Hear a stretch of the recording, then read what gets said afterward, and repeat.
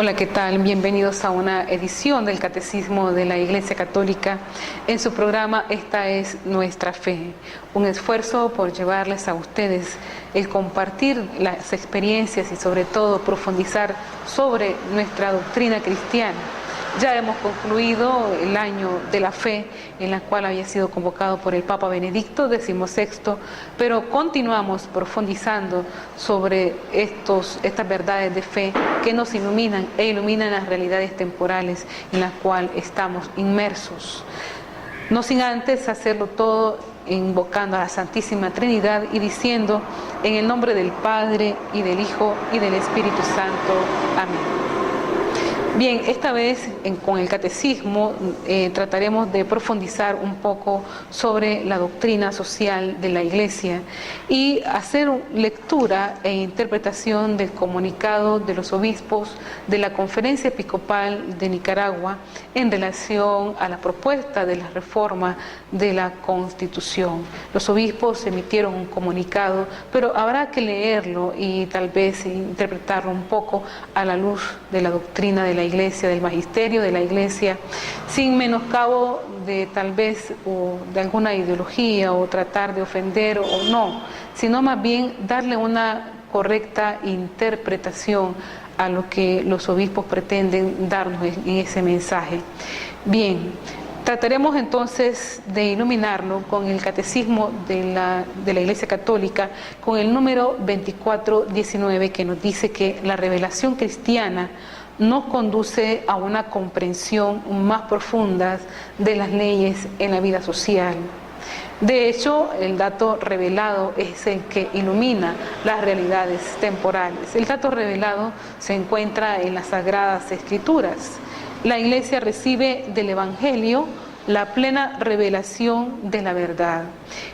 Y cuando cumple su misión de anunciar el Evangelio, enseña al hombre en nombre de Cristo acerca de su dignidad propia y su vocación a la comunión de las personas, y le descubre las exigencias de la justicia y de la paz conforme a la sabiduría divina.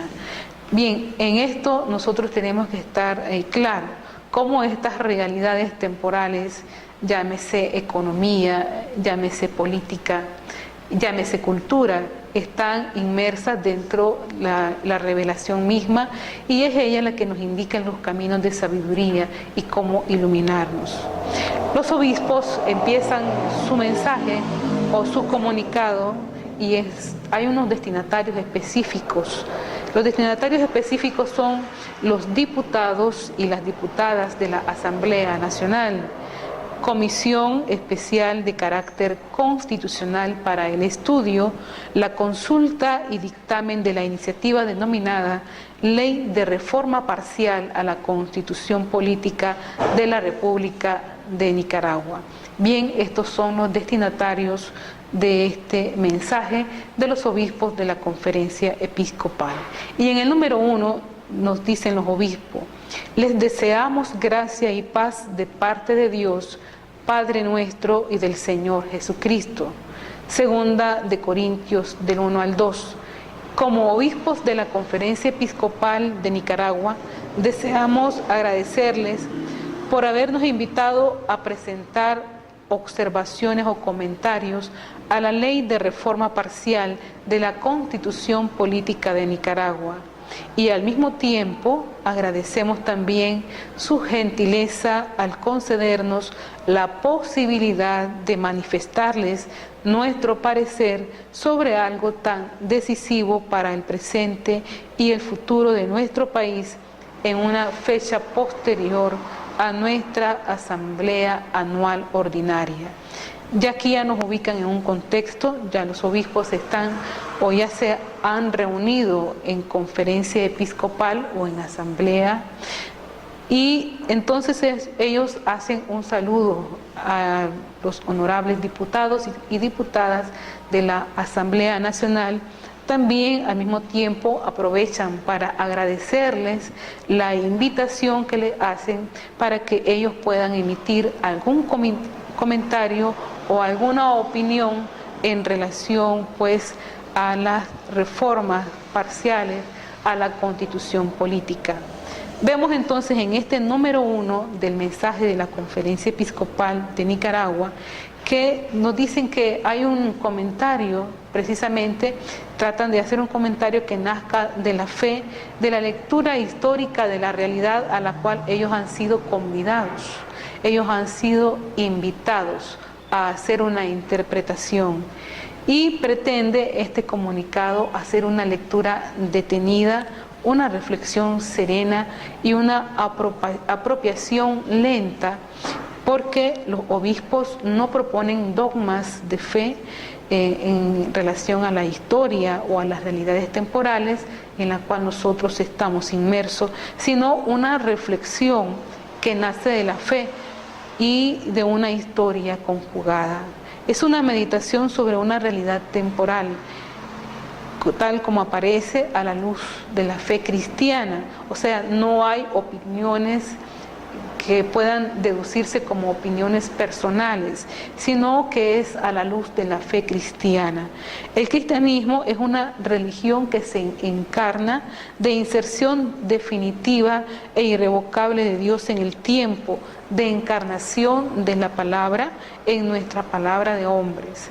De hecho, si los honorables diputados invitaron a los señores obispos a presentar algunas observaciones o comentarios a la ley de reforma parcial de la Constitución, los señores obispos lo hacen a la luz de la fe, no lo hacen emitiendo opiniones personales de cada uno de ellos. De lo contrario, no sería una expresión colegiada. Ellos tienen que internarse en la realidad de los hombres a través de ese proceso de encarnación en las realidades temporales. Por eso, tener la capacidad perenne de renovar el vaso que contiene la iglesia y renovada ella, le otorga la capacidad para iluminar el mundo, otorgándole la luz, la potencia y la esperanza de Jesús. Por eso, la luz de la revelación no es arrojada con violencia o con desprecio sobre la inteligencia humana, sino ofrecida para ser vivida, integrada y amada y ejercida desde dentro de esos dinamismos personales.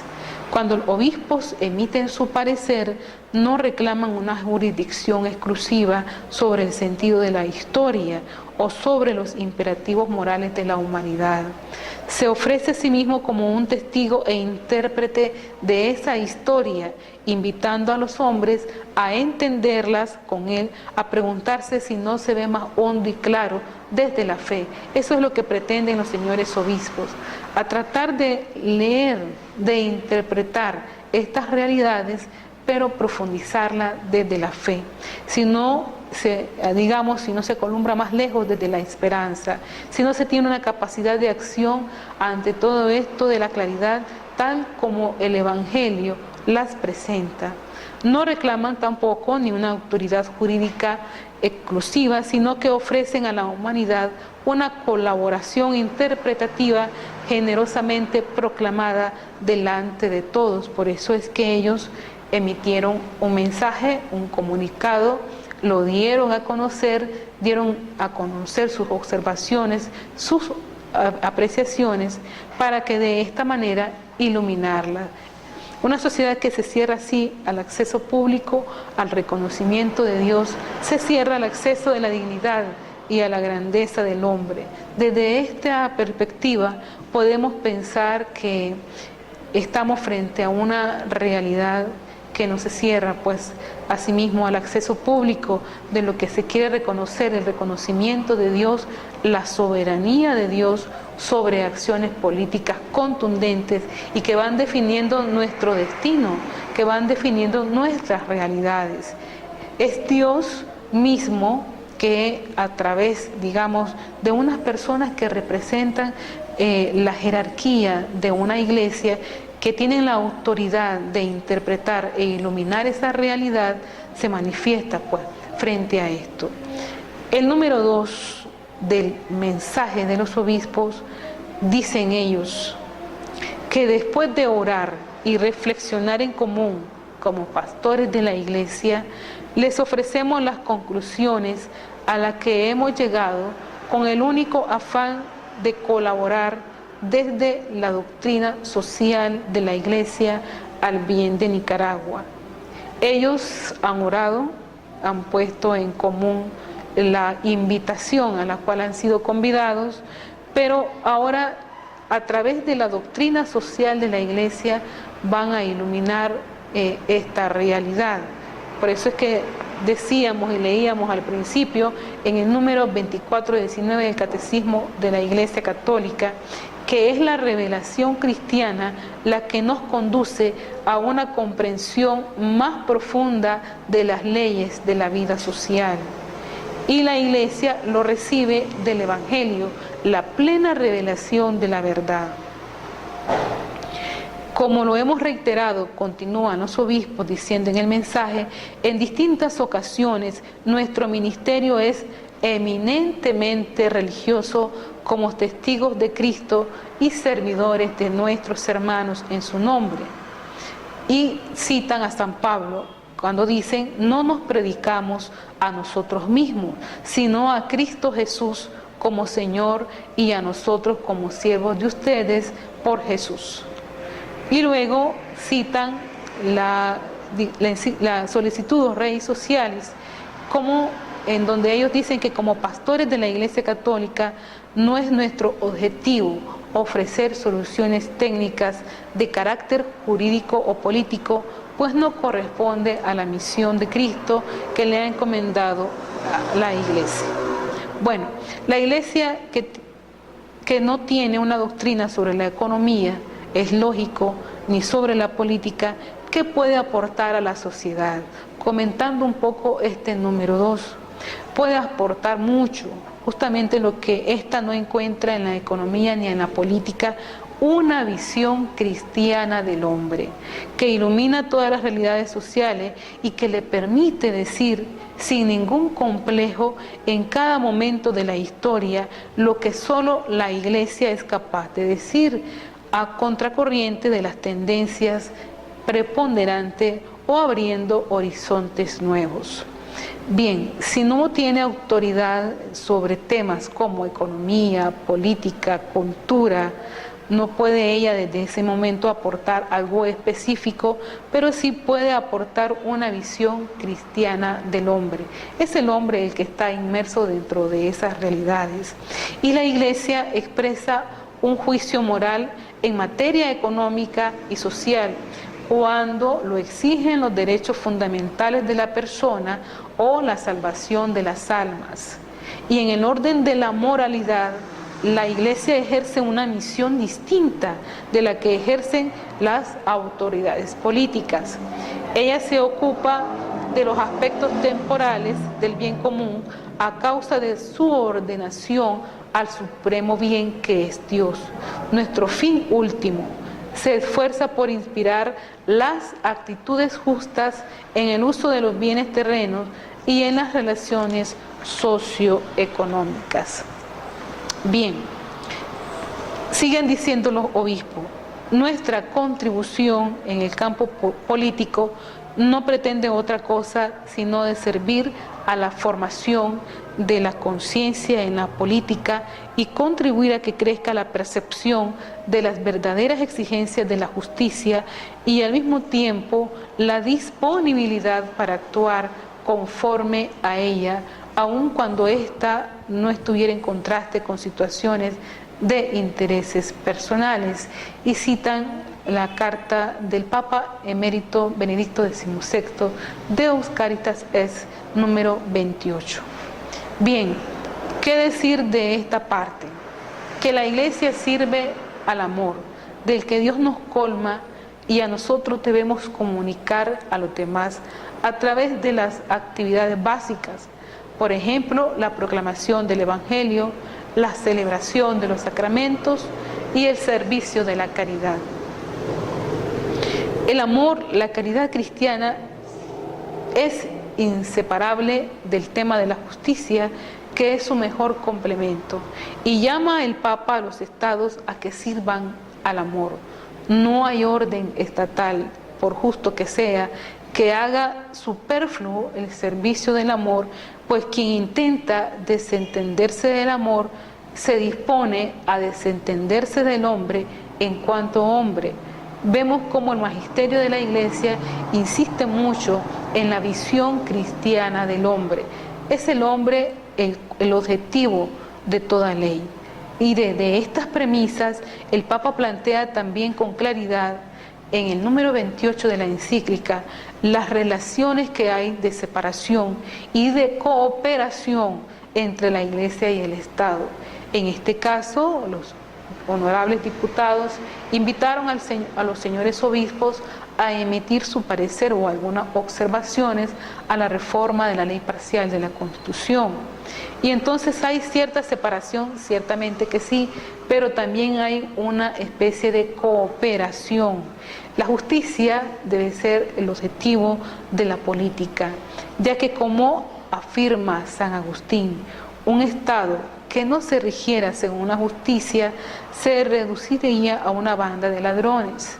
Y la misión de la Iglesia, desde la razón y el derecho natural, es formar las conciencias y contribuir a la justicia y a la actuación conforme a ella.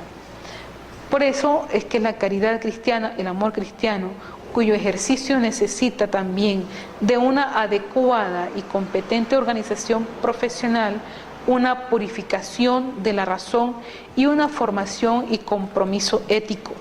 Requiere de 3 características: apoyarse en el encuentro personal con Jesucristo y nutrirse de la oración, estar por encima de ideologías y partidos y no convertirse nunca en arma de proselitismo, porque el amor es gratuito y debe servirse gratuitamente. Ese amor cristiano, gratuito y desinteresado, está ya de por sí impregnado con la mayor de las fuerzas y potencialidades evangelizadoras. ¿Cuál es el sistema ético-cultural que propone la Iglesia? El que se deriva de la concepción del hombre creado a imagen y semejanza de Dios y en consecuencia de una dignidad superior a cualquier otra realidad. Un hombre que no puede ser alienado ni manipulado, lo que se traduce en una regla fundamental, que es preciso tratar siempre al hombre como fin. Esta es la premisa del mensaje de los obispos de la Conferencia Episcopal.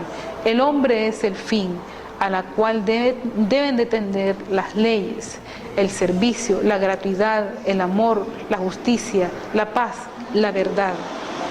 Para la Iglesia, el hombre es la única criatura que Dios ha querido por sí misma y sobre la cual tiene su proyecto, es decir, la participación en la salvación eterna. Viva la eterna primavera, viva la luz de nuestra fe.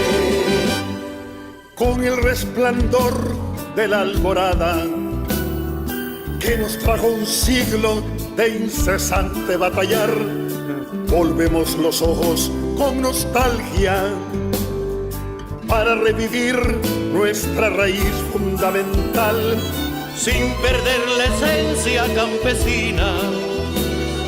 Al mundo moderno hemos entrado con vigor. Hoy somos iglesia militante y a la vez los firmes caminantes de un planeta en permanente combustión. Viva la iglesia en Nicaragua, viva la iglesia, cantaré, viva la eterna primavera, viva la luz de nuestra fe.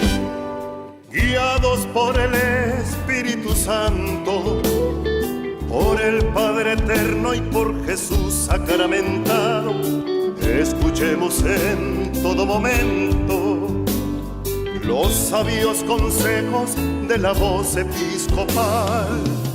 Así como oímos en el monte al bello Censontle, el más antiguo trovador, vamos a ser todos receptivos con el testimonio siempre vivo que brota del alma del pueblo. Pastor en esta parroquia y también toda la diócesis de Jinotega y también Nicaragua, al dar la vida por la paz en Nicaragua. Te pedimos, Señor, que a través de este siervo tuyo podamos ser también hoy conductores de la paz, promoviendo de la verdadera reconciliación, dándonos siempre ese espíritu de cercanía como queremos al pueblo, a ese pueblo tuyo que nos ha encomendado. Por eso te decimos, Padre nuestro que estás en el cielo, santificado sea tu nombre, venga a nosotros tu reino, hágase tu voluntad en la tierra como en el cielo. Danos hoy nuestro pan de cada día, perdona nuestras ofensas, también nosotros perdonamos a los que nos ofenden, y no nos dejes caer en tentación, Señor, que pronto podamos verlo glorificado en los altares, para que sea un testimonio más y de un intermediario en nuestra nación. Te lo pedimos por tu Hijo Jesucristo, nuestro Señor. El ángel misionero de San Francisco de Asís, de gastadas sandalias, paraíso de bondad, sembraste paz y bien, apóstol del amor. De las puertas del cielo abrigas al Tepeyac. Alabado sea Dios, así sea.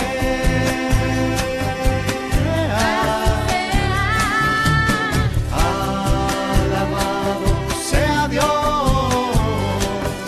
así sea.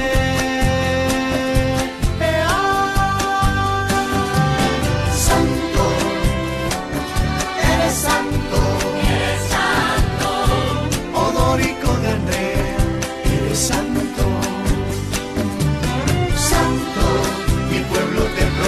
santo, el santo de San Rafael.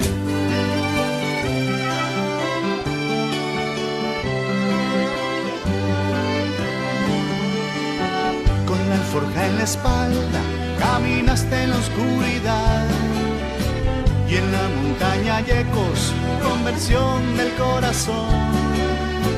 Fuiste aliento del pobre, mariano devoción, también invocaste lluvia para cosechar la luz.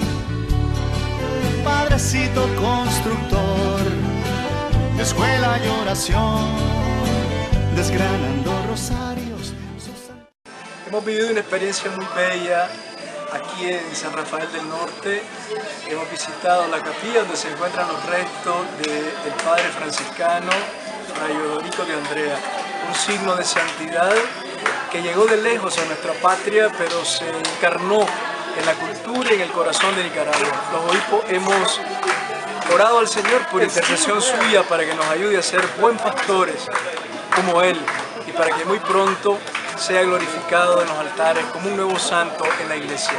Agradecemos al... Bien, nos dice el Catecismo que la enseñanza social de la Iglesia contiene un cuerpo de doctrinas que se articula a medida que la Iglesia interpreta los acontecimientos a lo largo de la historia, a la luz del conjunto de la palabra revelada por Cristo y con la asistencia del Espíritu Santo.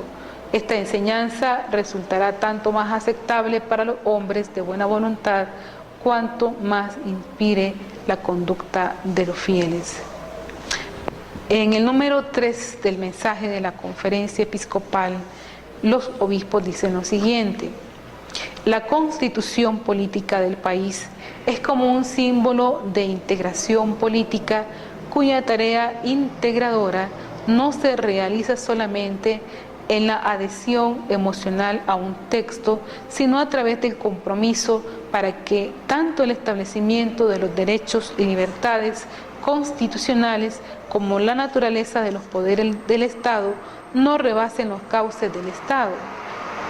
Esto entonces citan a la Centésimo Annus número 44, donde dice que en el cual es soberana la ley y no la voluntad arbitraria de los hombres. Hacen un análisis positivo de lo que consiste una constitución política. Luego dicen ellos, en una constitución política a preservar una convivencia social y armónica y pacífica, deben incluirse solamente los símbolos, sentimientos, instituciones y afirmaciones ideológicas libres y firmemente compartidos por todos en la sociedad. Aquí nos están presentando una caracterología de la constitución política, donde ellos también realzan un aspecto positivo de un Estado de Derecho. También siguen diciendo, una auténtica constitución debería finalmente estar refrendada por la participación del pueblo a través de un vasto proceso de consultas sin exclusión de nadie ni de ningún sector de la sociedad y sin prisas inexplicables delante de un asunto tan grave para la nación.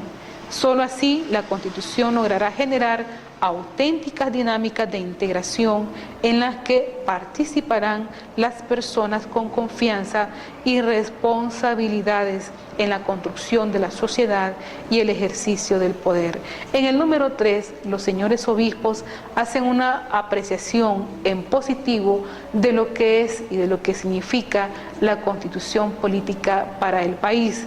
Primero, como un contenido de leyes, luego como aquella donde se articula la participación de todos los ciudadanos en su, digamos, en su contenido, en su haber, en su objetivo, para que así todas las personas nos sintamos participadas. ¿Qué advierten los obispos? Se observa la cuestión ética clásica de evitar pues dos extremos. Por un lado, el extremo de una libertad absoluta en la que el Estado no tiene ningún papel o resulta absolutamente raquítico y no puede tutelar ya el bien común, y por otro lado un Estado que se compromete cuando no corresponde, donde no debe y que asfixia la actividad de las instancias inferiores de personas y de organizaciones.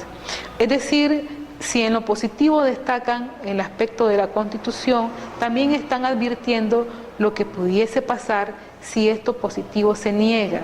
Entonces se asfixia la participación ciudadana dentro de un quehacer que le corresponde a todos los ciudadanos por derecho. En el número 4 dicen los señores obispos, no obstante poseemos la firme convicción de lo más urgente a Nicaragua en este momento no es realizar cambios a la constitución política, sino purificar y rectificar la mentalidad y la práctica en relación con el ejercicio de la política, tal como lo afirmamos en nuestro mensaje del 26 de septiembre del 2012. La situación que vive el país exige urgentemente replantear el funcionamiento integral del sistema político, pues el poder se sigue concibiendo como un patrimonio personal y no como delegación de la voluntad popular. Esto lo hacen retomando este mensaje del 26 de septiembre del 2012 en el número 5. No consideramos conveniente proponer reformas a nuestra Carta Magna, sobre todo cuando éstas reflejan la pretensión de un cambio sustancial e integral en el sistema político de Nicaragua, en un momento de evidente desmantelamiento institucional del país, con una llamada oposición política que se debate en luchas internas y descalificaciones recíprocas sin representar ninguna alternativa para el país. En un momento en que es inexistente la separación de los poderes del Estado y hemos sufrido experiencias continuas de irregularidades electorales y violaciones a la Constitución política que han alterado el rumbo constitucional y democrático de nuestro país. Lo que urge en Nicaragua más bien es el cumplimiento de las normas constitucionales de parte de quienes ejercen el poder y el compromiso de todos los sectores de la nación y del pueblo en general por fortalecer los valores que conformen una auténtica democracia, pues una democracia sin valores se convierte con facilidad en un totalitarismo visible o encubierto, como demuestra la historia. Citan Centésimo Annus número 46. Bien, acabamos de escuchar en este número 4 del mensaje de los obispos de la Conferencia Episcopal, primero algunas apreciaciones, observaciones en negativo, y hacen un análisis de la realidad de lo que hemos vivido, digamos, en el contexto político-social en Nicaragua. Y entonces, dentro de este contexto, dentro de este marco político-social en Nicaragua, ellos reflejan ciertas irregularidades que se han sucedido, también el debilitamiento de una oposición que no se fortalece porque hay recíprocas, digamos, desventajas entre ellos, conflictos, etcétera. También hablan sobre la no todavía inexistente la separación de los poderes del Estado, o sea, hacen una articulación de las realidades en cuanto esto se ha observado, en cuanto esto es parte de nuestra realidad en la cual los obispos ven, observan y hacen una apreciación en negativo de todo esto que se está viviendo en el marco jurídico, social y político. Entonces ellos dicen que lo que más urge ahorita es fortalecer el cumplimiento de la Constitución, de la Carta Magna, de lo que se cuenta ahorita. No es urgente una reforma a la ley parcial de la Constitución, sino más bien replantearse como una especie de revisión cómo se está ahorita en el marco jurídico, político, social en Nicaragua. Esto quiere decir que la intervención del Estado se puede justificar en muchas circunstancias, pero tiene que haber un contexto jurídico serio, firme, seguro, donde hayan reglas claras del juego, y además debe aventarse esa posibilidad siempre latente de la corrupción, del enriquecimiento ilícito o de la búsqueda fácil de beneficios. Lo que los obispos dicen es que debe haber un contexto claro para que haya una reforma, un contexto convincente, un contexto jurídico serio y firme y seguro. Además, en suma, lo que no solo significa un obstáculo concreto al desarrollo, sino en definitiva una burla pues al bien común. El problema es cuando el Estado pierde su jerarquía, cuando el Estado quiere la colonización de todo, de particularidades. Tampoco se debe confundir al Estado con el gobierno. El Estado es en todo caso la representación pública, jurídica, política de una comunidad y tiene que cumplir con seriedad, con solemnidad la función a la cual pues pertenece la misma institución del Estado. Por tanto, los obispos advierten que debe haber un contexto serio, un contexto seguro para poder llevar a cabo esta reforma. En el número 5, ¿qué dicen los obispos en el número 5?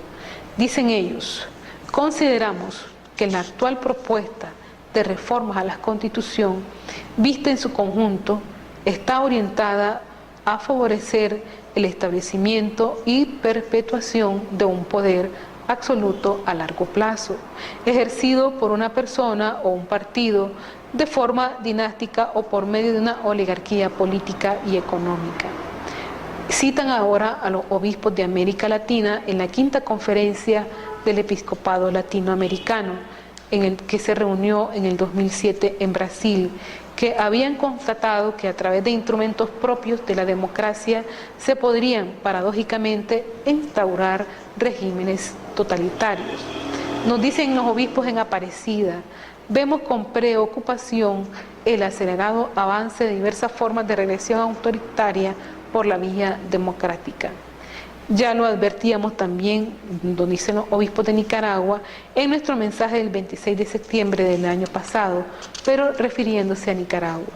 La vida política del país está hoy dominada por un estilo de ejercer la autoridad en modo democrático y abusivo que se manifiesta a través de la concentración de poder y el deseo desmedido de conservarlo y perpetuarse en él, la manipulación de la ley y de las instituciones y la destrucción de los principios fundamentales que constituyen la base del Estado de Derecho. Bien, en el número 5, los obispos siguen dando sus apreciaciones, hablan de el peligro latente que hay en cuanto a la perpetuación de un poder en el Estado y las consecuencias negativas que pudieran desencadenarse en cuanto esta trata de ser una regresión autoritaria por la vía democrática. Y entonces citan a los obispos, el análisis que hacen los obispos en Aparecida en el 2007, y ellos también retoman el mensaje que emitieron el 26 de septiembre del año 2012. En el número 6, que dicen los obispos, por todos los motivos, dice, antes mencionados, los obispos de la Conferencia Episcopal no estamos de acuerdo con este proyecto de reformas constitucionales. Acordémonos que los señores diputados hicieron una invitación para que los obispos emitieran sus observaciones, y esto es lo que ellos han emitido. Estas observaciones, se pretende que en la Asamblea Nacional estas observaciones sean tomadas en cuenta. ¿Por qué? Porque ellos fueron convidados para eso, y ellos primero que hablaron del ejercicio del sistema democrático en sentido positivo, y después hacen una observación del ejercicio de la democracia pero en sentido negativo. Lo que hacen es hacer observar en cómo está la realidad ahorita, la realidad temporal, cuáles son esas apreciaciones en negativo, pero que sería conveniente que esas apreciaciones en negativo iluminarlas y convertirlas en lo que verdaderamente, en el ideal de justicia, el ideal del Estado de Derecho. Dice, creemos que su aprobación no traerá beneficio alguno para la nación. Esta es la conclusión a la cual llegan ellos, claro, en vista de las apreciaciones anteriores. Ciertamente la Iglesia, como enseña en su magisterio social, no posee título alguno para expresar preferencias por una u otra solución institucional o constitucional. Centésimo ano número 57. Vemos también que el mensaje está dotado de mucho magisterio de la Iglesia, de la doctrina social de la Iglesia, que lo decíamos anteriormente al inicio, no se trata de la opinión personal de un señor obispo, es la apreciación en colegiado de la Conferencia Episcopal de Nicaragua. Y cuando se da una apreciación en colegiado de la Conferencia Episcopal de Nicaragua, todos observan la realidad. Y a través de esta observación, a través de este análisis, a través de este ver, entonces se emite un juicio y una iluminación. Si alguna vez se permite expresar su propia valoración en materia, no es por motivos ideológicos, vuelven a aclarar, ni por indebida injerencia en el campo político, sino por las graves implicaciones religiosas y morales que comporta una situación o un proyecto determinado, como es el caso actual de intento por reformar nuestra constitución política.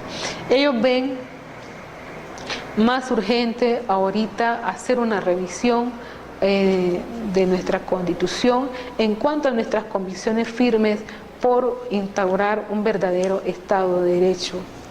En el número 7 dice, ofrecer nuestro parecer en este momento histórico de Nicaragua es solo un discreto servicio a partir de nuestra fe y del magisterio social de la Iglesia, para que todos los nicaragüenses, sin discriminación de ningún tipo, tomemos conciencia de que es nuestra responsabilidad, aunque siempre sea limitada, la comprensión de la totalidad de la realidad, observando, sopesando, valorando y tomar decisiones en el momento presente, pero extendiendo la mirada hacia el futuro, reflexionando sobre las consecuencias de las decisiones.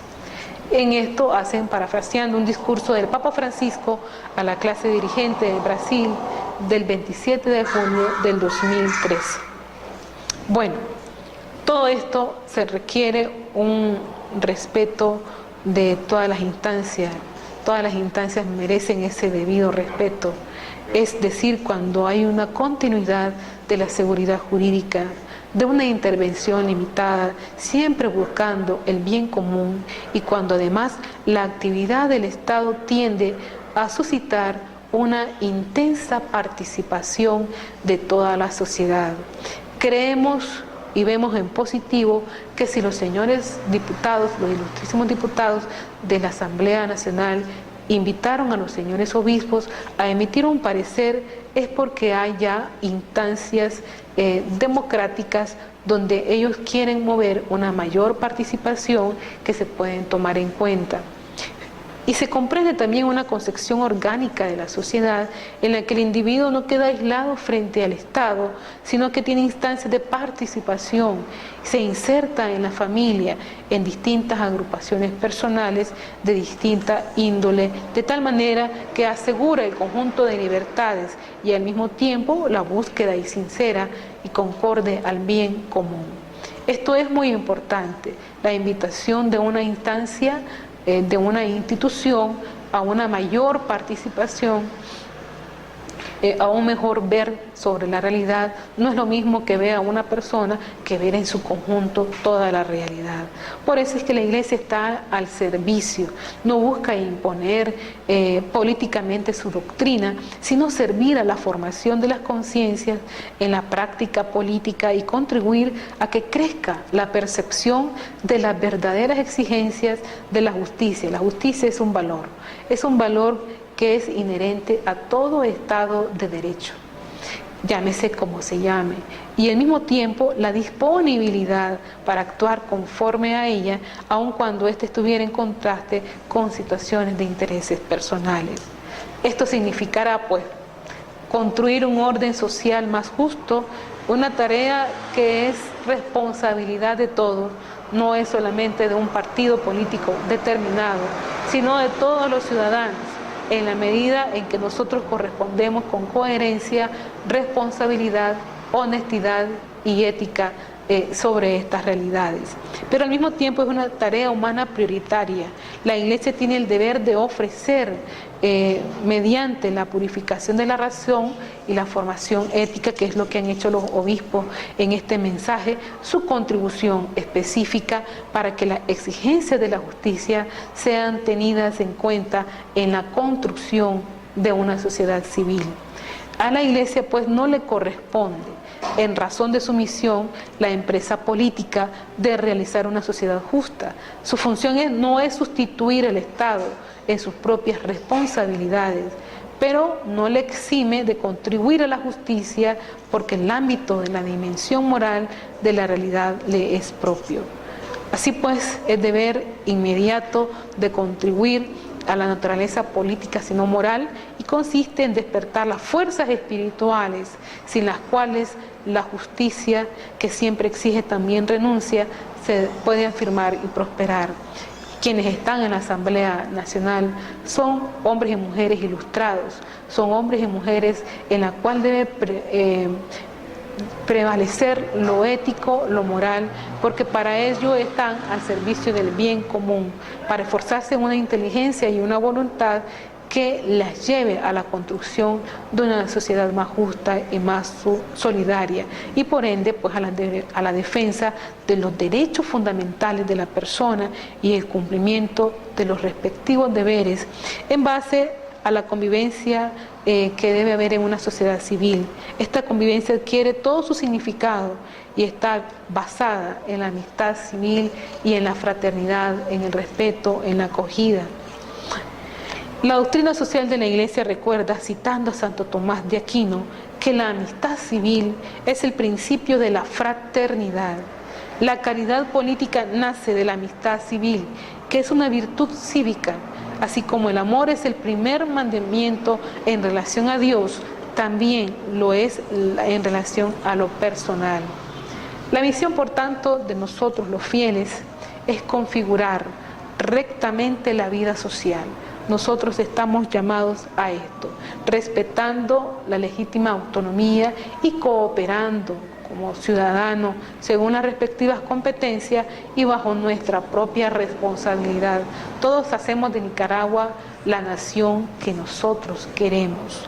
Aunque las manifestaciones de la caridad eclesial nunca pueden confundirse con la actividad del Estado, sigue siendo verdad que la caridad debe animar toda la existencia de los fieles laicos y por tanto también su actividad política para construir también allí las simientes del reino hacia la consecución de la civilización del amor.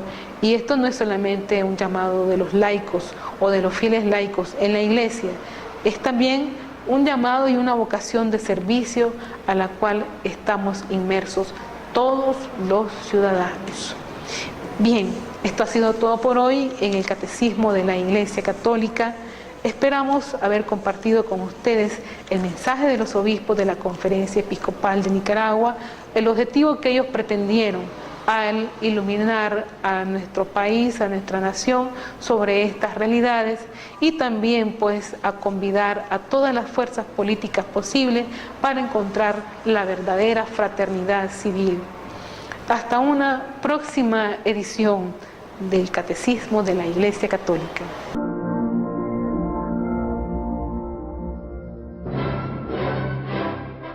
Creo en un solo Dios, Padre Todopoderoso, Creador del cielo y de la tierra, de todo lo visible y lo invisible. Creo en un solo Señor Jesucristo, Hijo único de Dios, nacido del Padre antes de todos los siglos, Dios de Dios, luz de luz, Dios verdadero de Dios verdadero, engendrado, no creado, de la misma naturaleza del Padre, por quien todo fue hecho, que por nosotros los hombres y por nuestra salvación bajó del cielo, y por obra del Espíritu Santo se encarnó de María la Virgen y se hizo hombre, y por nuestra causa fue crucificado en tiempos de Poncio Pilato, padeció y fue sepultado, y resucitó al tercer día según las Escrituras, y subió al cielo, y está sentado a la derecha del Padre, y de nuevo vendrá con gloria para juzgar a vivos y muertos, y su reino no tendrá fin. Creo en el Espíritu Santo, Señor y dador de vida, que procede del Padre y del Hijo, que con el Padre y el Hijo recibe una misma adoración y gloria, y que habló por los profetas. Creo en la Iglesia, que es una, santa, católica y apostólica. Confieso que hay un solo bautismo para el perdón de los pecados. Espero la resurrección de los muertos y la vida del mundo futuro. Amén.